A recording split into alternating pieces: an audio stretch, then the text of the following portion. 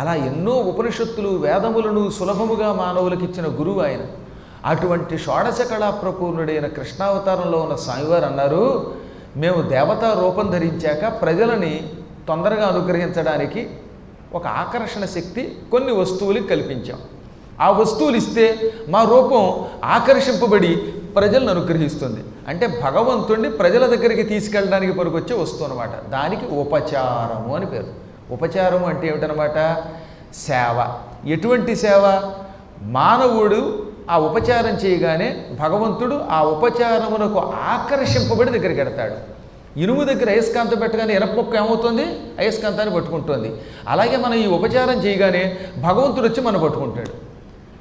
ఆయన పట్టుకుంటాడట, మనం ఆయన పట్టుకోకర్లా. ఎప్పుడు? ఉపచారం చేస్తే. ఆ ఉపచారములు మొత్తం 16.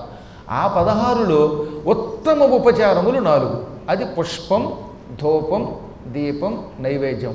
రూపమున్నంతకాలం భగవంతుణ్ణి ఆకర్షించడానికి పనికొచ్చేవి. ఇది ఆయన కావాలని ప్రజలను అనుగ్రహించడానికి లీల కోసం ఈ 4 ఉపచారాలు ప్రత్యేకోపచారాలు అన్నాడు. ఈ 4 ఇచ్చామా ఆ దేవుడు ఏ దేవుడైనా శివుడి రూపంలో ఉన్న, కృష్ణ రూపంలో ఉన్న, రామ రూపంలో ఉన్న, బ్రహ్మ రూపంలో ఉన్న, అమ్మవారి రూపంలో ఉన్న టక్కున ఆకర్షింపబడి మన దగ్గరకు వస్తాడు. ఆ 4గింటిలో మొట్టమొదటిది పుష్పం.